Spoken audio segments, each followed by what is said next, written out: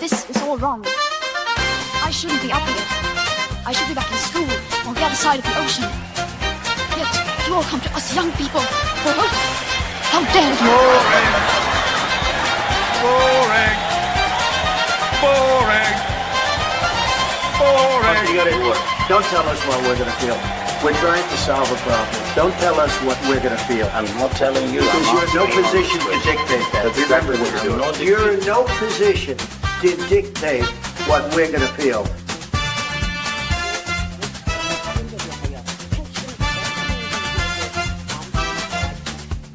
I call again for an immediate ceasefire in Gaza, the return of the sausages, the hostages.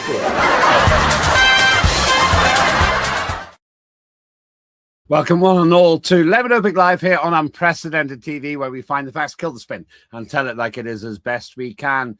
And while we very much welcome opinions, we do worship facts. To the best of our knowledge, every fact that you hear on this station is actually real. If I doubt a fact from one of my presenters or indeed one of my guests, then I will challenge it. I encourage you to do the same. If you hear something that you think isn't quite right, we want to hear from you. We want to be the font of knowledge and also a home or an establishment for opinions. Never knowingly cancelled. We will always give you the right to reply and the opportunity to put your views forward, however outlandish. And please do subscribe and like to Unprecedented TV on YouTube. The more of you there are with us, the more we can do. We're looking for another 80 to get to another landmark 1,000 viewers. So please, maybe you'll be that 1,000th person. Well, we got more than 1,000 by a large measure. And I hope that means that some of you at least appreciate the facts that we go into. And facts is what we're going to deal with today. The facts, the science of climate change, together with the nonsense that you hear that causes a climate of fear. I argue, and here's my opinion, that there is no climate emergency. I further put it to you that the so-called climate emergency is a control mechanism to cause you to live in a 15-minute city, to prevent you from traveling. Obviously, those restrictions don't apply to Keir Starmer, our accident-prone and intellectually challenged, in my opinion, Prime Minister, who's just gone to China, one of the biggest polluters on the planet, except it's not really pollution. We'll talk about carbon dioxide later on. So on with the show. And today I'm joined with someone who's going to review stories that we've seen recently in the press claiming there's a climate emergency or perhaps disproving it. It's Paul Naylor, who's a fellow presenter here on Unprecedented TV, and even more importantly, a man of scientific faith, I suppose. Paul, good to see you. Hello, sir. Scientific faith. I know, I'm not sure where I got that from. I think I was thinking of the atheist Keir Starmer. His atheism seems to be that he doesn't believe in science. How is it, by the way, before we go any further, you're from the Alliance British Drivers. Why don't you introduce yourself in the unlikely event that some of our viewers haven't heard of you? Can that be possible? Okay, well, hello, everybody. I'm Paul Naylor from the Alliance of British Drivers. I'm the Communications Director.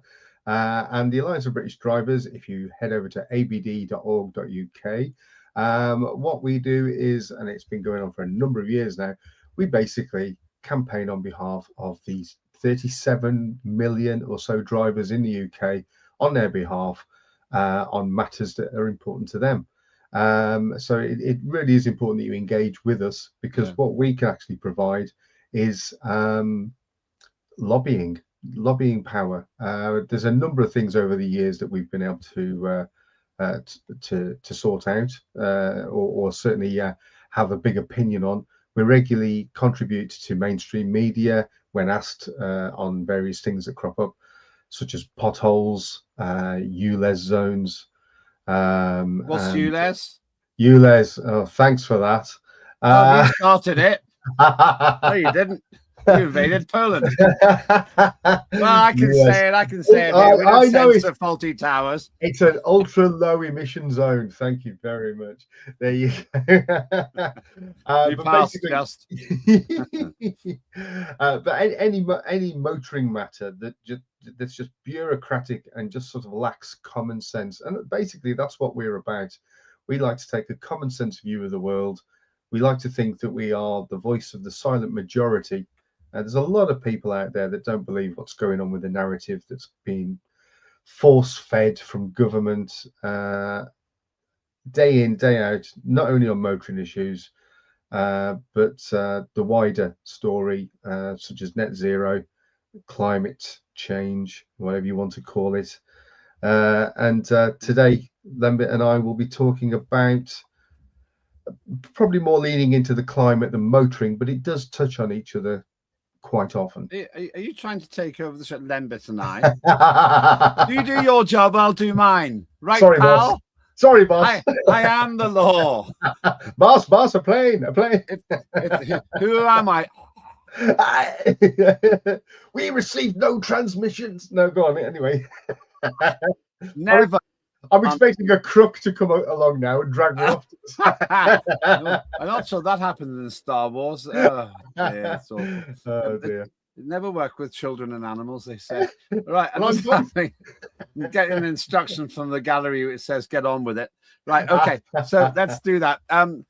Let's start now. Which we'll try and do every fortnight is a review of news stories for and against the climate emergency. And I put my cards on the table here. I don't think there is a climate emergency. Oh, before we go any further, you've got to have the most boring living room in the world. This is my view from my studio. Yeah, I need to get a better green screen, don't I? Yeah. Put it this way: it's either this or cardboard boxes. So we'll go with this. Yeah, I would be more inclined to believe the cardboard boxes. I'm amazed by how many people have grand pianos in their front rooms these days. I know. And these high-rise apartments, amazing. Oh well, yeah. Don't you knock it? There's no copyright on that. The people who know the time in Dubai might be suspicious. Let's move on. Let's get to the first story. We saw this picture and photos from Russia's snowstorm that do not seem real. Look at the size of that. Is that made up? Is that made up? I'm sure AI must have been involved in that picture. No way. We've all seen drifts over the years, but that is something else, isn't it? Hey, I know. Put that back up. I'll put that back up again. Did you see what the gallery did there? They've got your logo in the corner. Full throttle. This isn't full throttle. Take it away. Take it away. I can't trust anyone these days. We get everywhere. We like a bit of self-promotion. You know, I own you. I own you.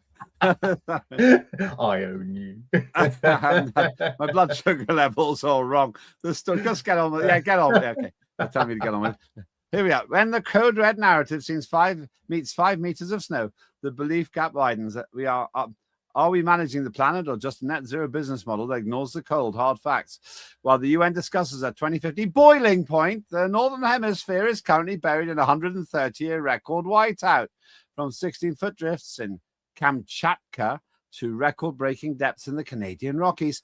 The winter of 2026 is a masterclass in natural variability. It isn't just weather. It's a reminder that climate is driven by complex forces like the polar vortex and solar activity, not just a single CO2 control knob. Let me translate that for our viewers. It's cold out there. and to quote Bill Murray in Groundhog Day, it's cold, it's grey, and it's going to last for the rest of your life. What is this telling us? What's this story telling us? Well, I think in those last 3 words, if you want to include CO2 as a word, CO2 control knob. So that's enough about Ed Miliband. That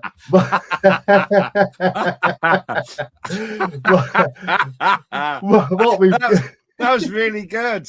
You're welcome. I'm surprised at you. That was really, really good. By the way, folks, we don't script this, perhaps you can tell.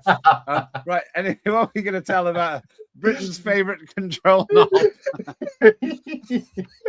So basically, this sort of weather phenomena, if you want to call it that. I mean, there's a lot of snow about at the moment. I can't remember who said it, but somebody in quite recent times said, I doubt my children will ever see snow. Oh, well, Dr. David Viner, is from that the discredited climatic research unit of the University of East Anglia. I must I must send an X out about him. I haven't done it today. Yeah, he said in the year 2000, thanks for reminding me, he said in the year 2000, I don't know if this is what he sounds like. In the future, I'm turning into Keir Starmer now. I was going to say straight away. They all sound like that when I ridicule them. In the future, a snow will be a very rare event. Our children just aren't going to know what snow is. That was 26 years ago. I think the people at Chamchanka, or wherever that is, I think they know what snow is. So yeah, he said children aren't going to know what snow is. Anyway, go on. You're going to say. Yeah, I mean that photo has clearly been dramatically AI'd to death. I think it may have been, yeah. A little bit, just a little teeny weeny bit. But that's the beauty of AI, isn't it? It's there to catch the eye, and that's what it's done. So yeah, we've got a lot of cold weather. We've got a lot of snow. We've potentially got some more snow coming, I believe, just before Valentine's Day, which is great. That means nobody's going to take anybody out, so that's good. You are so mean-spirited. You're so mean-spirited. I'll order Mandy an Indian takeaway. It's not a problem. It's all good. It's all good. But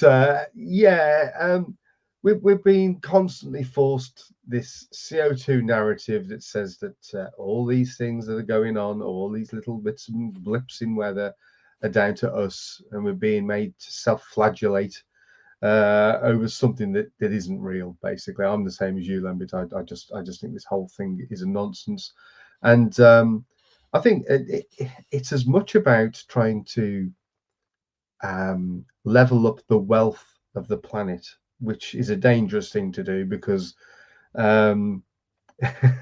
let's say some of the poorer countries suddenly become on an equal footing with us, and then they become more financially sound than us. Are they likely to reciprocate? I don't think so.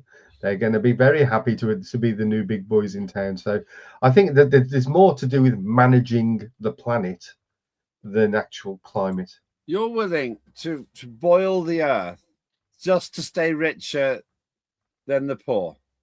You're willing to boil the earth. The Tuvalu Islands will sink beneath the Pacific Ocean, and billions of people will starve to death because the grass will literally catch fire in the sun. Well, without CO2, how cold are you? Well, without CO2, there'll be no grass. Good point. Well made, I suppose. You know, plant life feeds off CO2. Animals feed off plants. We feed off animals and plants. So without CO2, we're going to be eating millipedes. Well, no, hang on, that's meat. You can't eat millipedes. I thought you were heading in a rather odd direction there to begin with, at a millipede space. So essentially, it's really, really cold. I just don't think I'm saying it. Kamchatka or a place like that. It's really, really cold in some part of.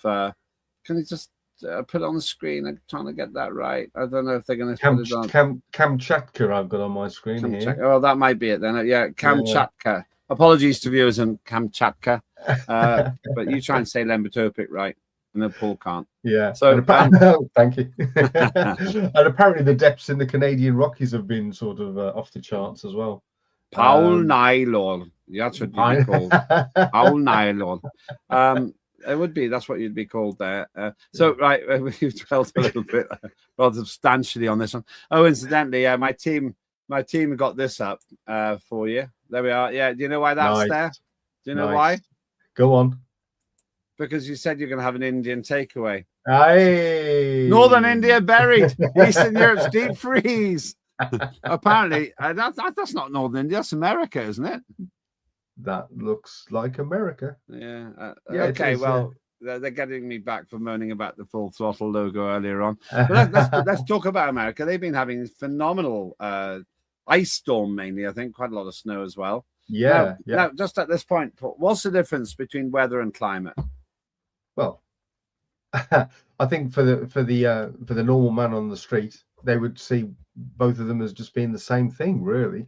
Climate, I suppose, if you were to drill down, is really what your the comfort levels, or what would be the expected norms for that time of year. I mean, we live in a country where we've got quite structured seasons. There's other parts of the world, obviously, where it's warm all year round or cold all year round. But yeah, I think the distinction between weather and climate for most people, they just roll it into the same sort of, ball. And but I think that's unsatisfactory. I would put it this way. Go No on. offense, Paul. I would say climate is. I've hit a bit of a wall here. Hey, no. You must. In that case, you must be bricking it. I am. It's all glass where I am. Yeah. And the difference between weather and climate. Weather is what happens day to day, and climate is what happens over a longer period. So you could have 5 cold days in a row. That's not really a climate change, but 5,000 cold days in a row would be. And I think that the mistake for me that the climate crisis people, and I am not one of them, opinion coming up, folks, there is no climate emergency. But the mistake the climate crisis fanatics make is it's hot days. Oh, the climate change. But when it's cold, they go, oh, that's just weather. So they have mixed up or technically conflated the two. I know that if I start saying, oh, it's been really cold for a few days, that means it's global cooling, then I could be accused of the same thing. It's true. But what I'm saying is they can't have it both ways. If they want to have the hottest day ever in Britain as climate change, then if you have record cold, then that should also be global cooling. In reality, I think what you've said is it's just natural variation, Paul.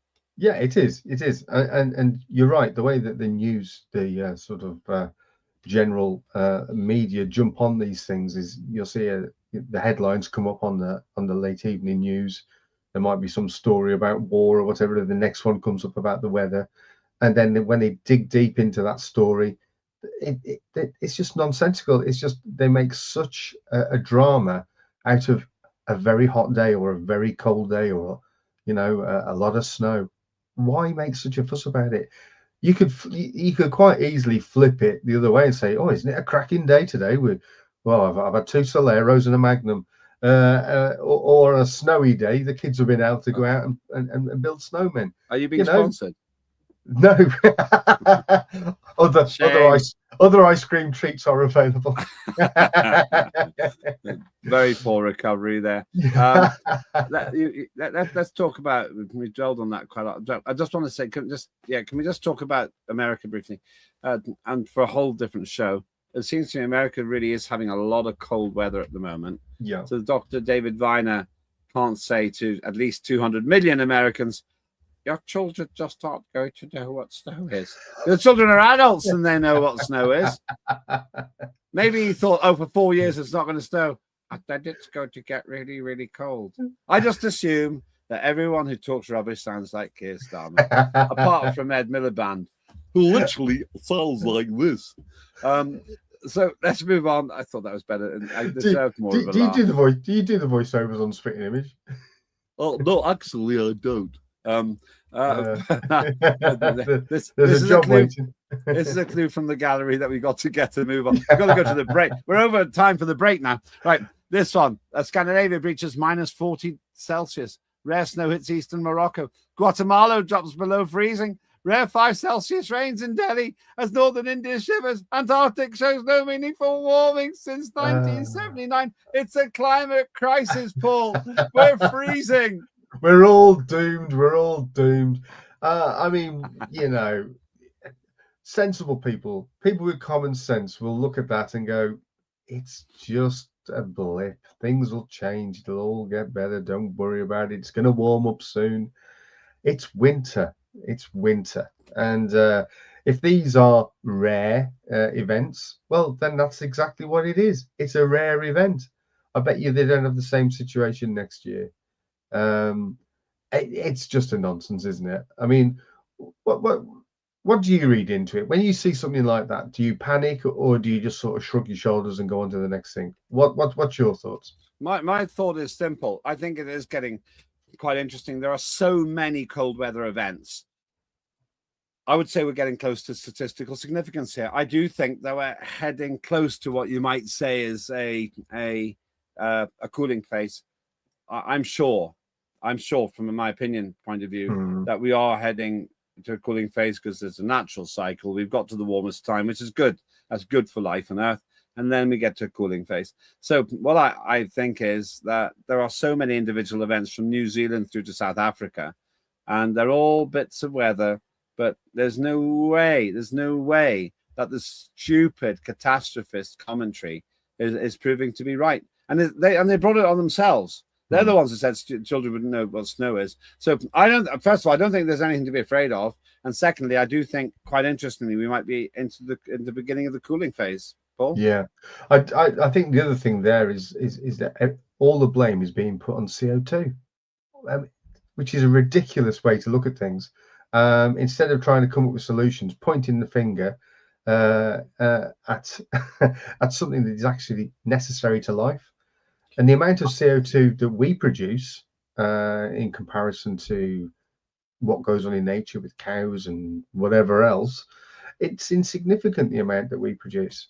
And so this attempt, if you like, to sort out a problem that doesn't exist, not only is it very costly, but if we were to do it as a country or as a group of countries, if we did it as the United Kingdom, and we push ahead with all this ideology of renewables, whilst other countries that are a lot bigger than us in terms of land mass and population, if they don't do the same, then what we do is completely ineffective anyway. And all we're going to be doing is making people poorer for no reason. Well, just a brief one on this. We really are overrunning because we spend too much time larking about. That's what I've just been told in my ear. So take it seriously. How can I take it seriously? We're talking about climate change. All right. They're young. They're young. They've been taught that at school. Scandinavia reaches -40, and that's cold. It really is cold. And then snow in Morocco. I have to say, in those countries, it's the opposite of what the Dr. David Viner from the discredited climatic research unit at the University of East Anglia said 26 years ago. These children are definitely knowing what snow is, perhaps for the first time. That's a great irony. I looked up Dr. David Viner. He doesn't work at the University of East Anglia's discredited climate research unit anymore. I wonder why. Right, stay with us. This is me taking a rather circuitous look at the climate cult agenda, looking at it through the press. Now, just a quick one. I was privileged to be in the studio when Claire Dyer, who does Dire Consequences, did something quite unusual. For the first time, she's actually done what you might call a monologue, expressing her frustrations and her views about leaders who don't lead but serve themselves, about communities that get oppressed by those leaders, and about a political system that she regards as broken. Claire Dyer very rarely talks about party politics. I don't remember her ever saying something about that. So it's not particularly directed at or against one party. But I think you really should watch her show if you're watching this live next Tuesday morning. Watch this.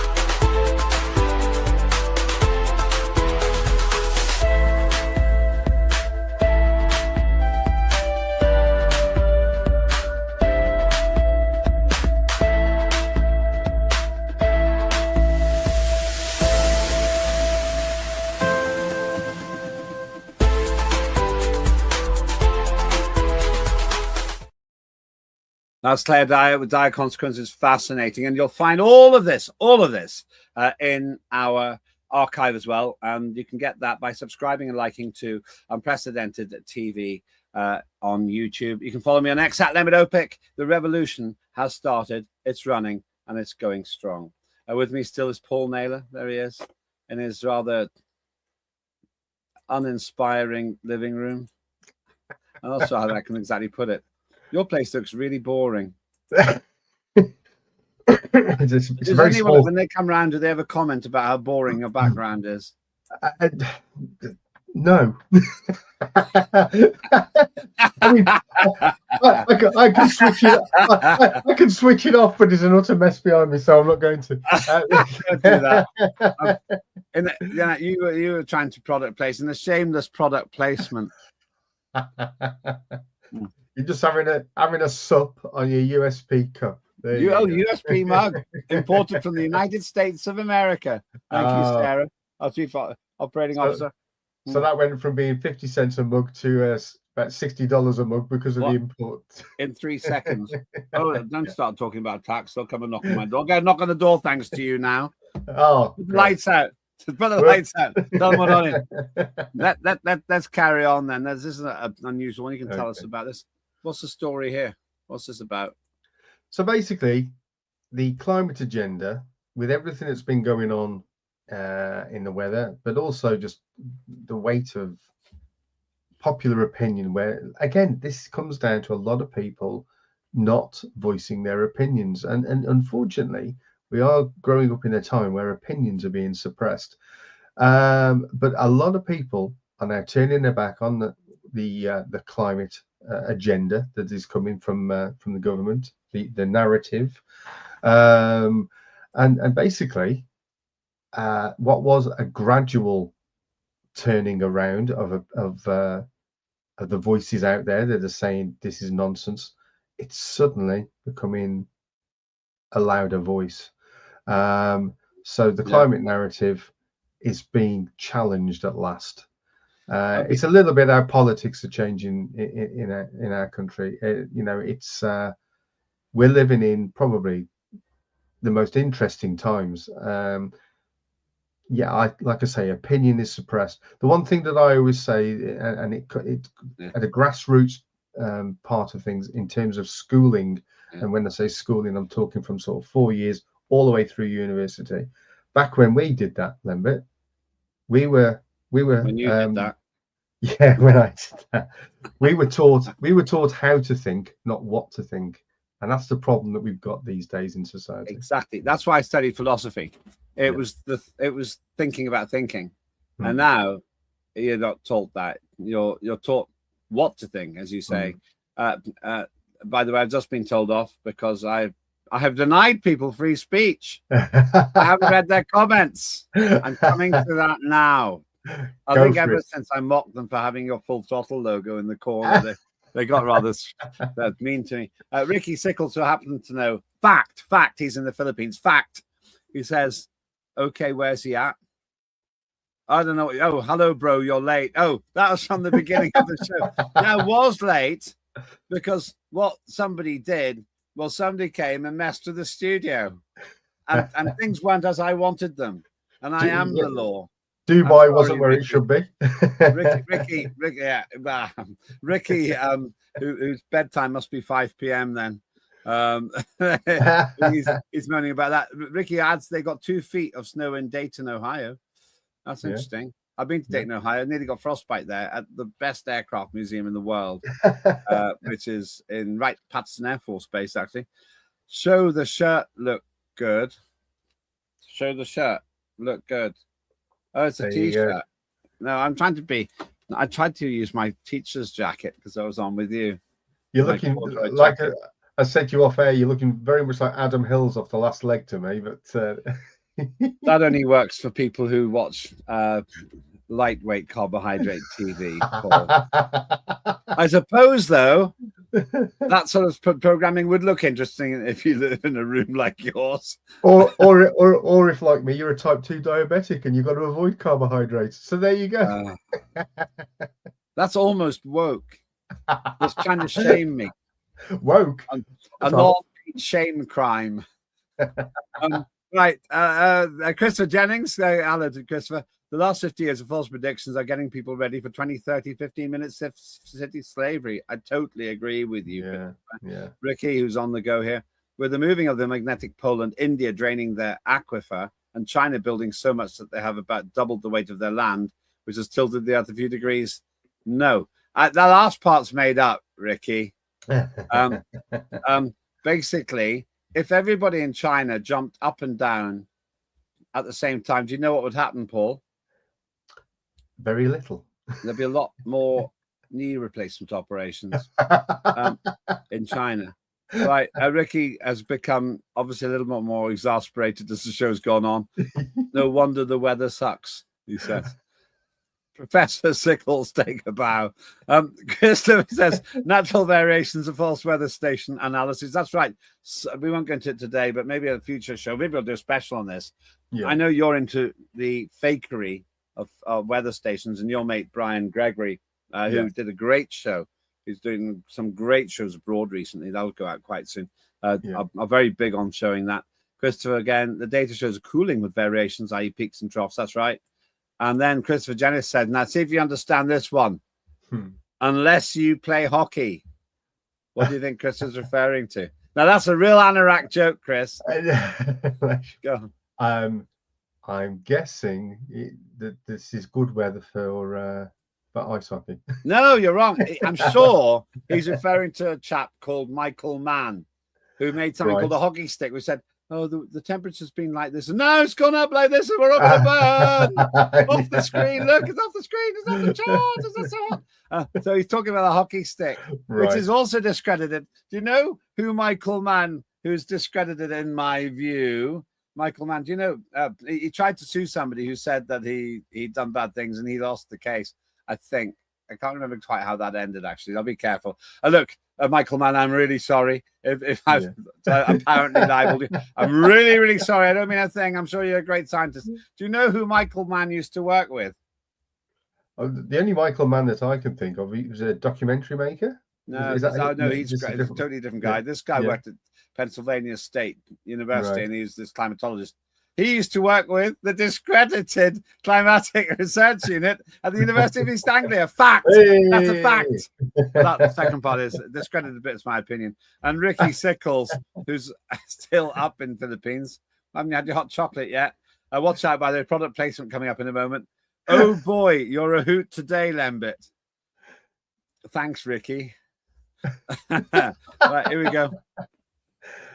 Ooh. Where can I get one of those mugs, Lembit? I don't know yet. I'm not responsible for merchandising. Let's move on. We're running way over here, but it is a lot of fun. So, okay, we're finishing off. We're going to have another look there. Then gradually, suddenly the climate scam narrative headed for bankruptcy. Now, the idea here is that it's really just a financial scam. I think they're right. I think there are well-meaning people who do believe it, but I think it's just a scam. Yeah, I interpret it as you know, we're now getting more people that are questioning what's been force-fed over the last few years, and you know, for various reasons, people are turning against it. Not least of all from a finance point of view. I mean, what was the figure that was bandied around? Was it £4 trillion? That's for UK, just for the UK. For the UK. Yeah. And like in terms of sort of like GDP, I mean that was like, was it sort of? It was almost the whole of GDP would be taken up by that. That is almost the aviation budget for David Lammy in a year. Almost. Yeah. What we really need is we need somebody like Diane Abbott to do the sums, because she's really good. How much is a carillon? That was a joke for long ago. It depends how up au fait you are with the news. Apparently, we have to skip 2 of the stories now because we've talked too much. Second last one, apparently. Yeah. What is this? What's that? What is that? Back-to-back Arctic blasts for US snow pushes across the Mediterranean and Caucasus. South Korea shivers. How the global warming pause was erased. Now, this is quite interesting. I take it this is climate models all showing different kind of stuff. Well, things haven't been generally called global warming for some time now because different weather patterns emerged. The problem with measuring weather, Lembit, surely is that we've only got records over perhaps the last 100 years. So if we were to extrapolate that going back in time, this is probably just part of the normal pattern of things. Yeah. So we're measuring. It's a little bit like if like me, you keep looking at your pension and watching the fluctuation in the markets. If you zoom in on it, you would go, right, I'm drawing my money out. But if you zoom back, it's generally trending upwards. And I think that's the same as what's happening here.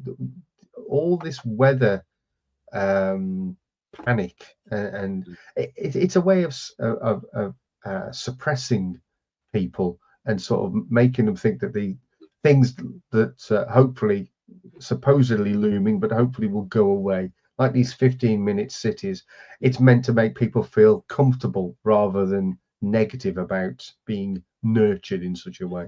Well, I'm very grateful to Electroverse. They provide us with a lot of information. Do have a look at Electroverse. We're not in competition there. A couple last round of comments here because we're nearly out of time. Christopher says, Miliband hasn't worked out what happens when you reach net zero. Postcards, please. Nothing happens when you reach net zero because net zero is meaningless. 97% of carbon dioxide, which is emitted, this is pretty much a fact, 97% of it is naturally generated. So if human beings vanished tomorrow, that would reduce CO2 emissions by 3%. So Fiona Bruce of the BBC on Question Time thought that a third of carbon dioxide was emitted by humans. And then they edited it out. It's unforgivable to me. If one of the guests, one of the panelists had said it, they'd have left it in. But because she said it, they edited it out. And I think that was disingenuous. But we know that they're prone to editing things. Just ask Donald Trump. And Ricky Sickles says, last word, he just think since the 1970s, we have burned up and drowned at least half a dozen times. Not true, Ricky. We also had ice ages through the whole of the 1970s, which became global warming in the 1980s, and which is now climate change. It's like saying that person's always unfeasibly happy. Then you say, no, actually, that person's unfeasibly happy, miserable, same person. And now you say, oh, they're just really moody. I mean, it's the same kind of thing.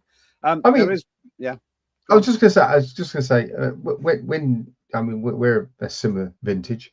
When we were growing up, when we had like a good winter, and by good winter, I mean, 2 foot of snow, there wasn't anything on the news about it being a panic. It was just sort of like, well, it snowed a lot, hasn't it? But there was no sort of, there was no agenda to it. There was no sort of, oh, we're all doomed kind of mentality. And we're still here. Okay, we might have had a really heavy snowfall in 1982. I think was a particularly bad year. Good year. I loved it. It was great. Yeah, I did too. I like it. My kids do know what the snow is because they were throwing snowballs a couple of weeks ago, and I hope the snow comes back. Really, I love the snow. I think it's great. Final story which I'm going to choose. Go on. We've been told that polar bears are facing extinction for years, maybe decades. The polar bears, those cuddly animals that would eat you up if you got anywhere close to them, have been the poster boys of the climate emergency. They're going extinct and so on. Now, and anyone who's read a book by a woman called Susan Crockford, she's a great, great scientist who pointed out this is all complete pap, complete rubbish. Now they can't hide the fact that the polar bear population is going up. Here's their story on this one. I don't know if we can get it up. Quick. We're running out of time. There we are. Here we are. This is from The Conversation, by the way. There we are. Conversation. Polar bears are adapting to climate change at a genetic level, and they could help them avoid extinction. They're now saying the polar bear population is surviving because they've genetically changed across a few years, maybe a few decades. Not only are polar bears doing better, but they've now proved that Darwin was wrong. You don't need millions of years to evolve. You just need the length of time it takes to discredit the climate emergency. Now, you see, if we do get to net zero, they will morph into koalas. So it's all good news for everybody. Brilliant. Just imagine seeing a polar bear up a tree. What's the best cheese to get a bear? What's the best cheese to get a bear out of a tree with? Come on, bear. I could have told it better. Oh, all right then. Brie, similar. Brie. Not really. What's the best cheese to hide a horse with? Go on. Quick. Go on. Mascarpone. Like back to the final story. I think I'm here all week. this is absolutely summing up everything that's going on here. Polar bear population has been going up and up and up because the polar bear population is largely dependent on hunting.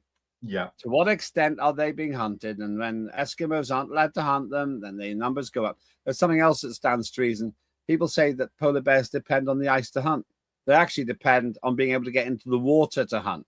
Yeah. So they'll find a way. And then the tasty seals, which is fast food for polar bears, they show up and these guys have a gobble. What they do apparently do is they change the amount of children they have based on the amount of food they have. I bet you a lot of species do that. But this absolutely sums it up to me, Paul Naylor. Now, because they cannot explain why the polar bear population, which is meant to be heading towards extinction, is going up, they say, oh, it's genetic modification. I just don't believe it, Paul. Rubbish! I just love how they link everything with climate change. That's just ridiculous. But it is ridiculous. It really is. Right, thank you. Where can people find out more about the Alliance of British Drivers? Okay, so if you log on to abd.org.uk, we are experiencing some issues with our website. So if people do struggle to get in touch with it, then by all means, get in touch with me at my company. So that's Paul at mediaandyou.co.uk. And let us know if you are having issues getting onto our website, because we think that certain service providers are, for whatever reason, filtering us out. Maybe because we go against the mainstream. I'm only supposing. Once again, I want to thank our brilliant gallery for putting Full Throttle in the corner. Get rid of it. No, leave it. Leave it. Get rid of it. Make it bigger. Make it bigger. Smaller. Okay, that sounds like a really, really old, cheap quiz show now. Didn't they do well? Thank you very much indeed. That is Paul Naylor. And I can tell you that, he's a good guy, actually, I have to admit. No, they're going to leave that Full Throttle up to the end now. If you do want to find more from Full Throttle or me or anybody else, go to Unprecedented TV. At Unprecedented TV, it should show up straight away. We've gone right up to very near the top of the search engines now. Thanks to you. Please like and subscribe. That's all I ask you to do. Like and subscribe. It makes such a big difference to us when you do. Let me summarize what I think about the climate emergency. There isn't one. I think human beings make a negligible and not a dangerous difference to the climate. I think the reason we end up in all of this mess is because there's a huge ton of money to be made by making people afraid. Climate of fear? I don't think so. Snow, bring it on.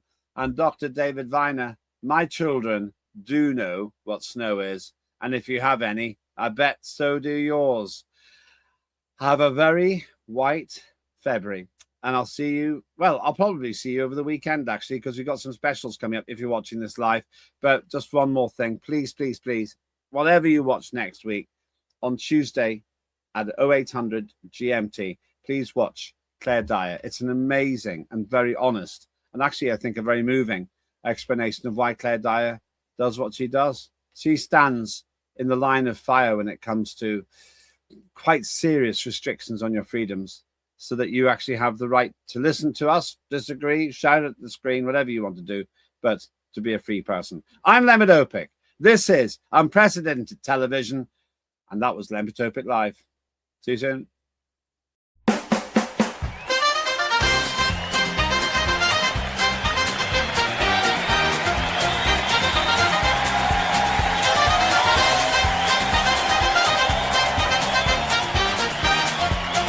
Immediate ceasefire in Gaza. The return of the sausages.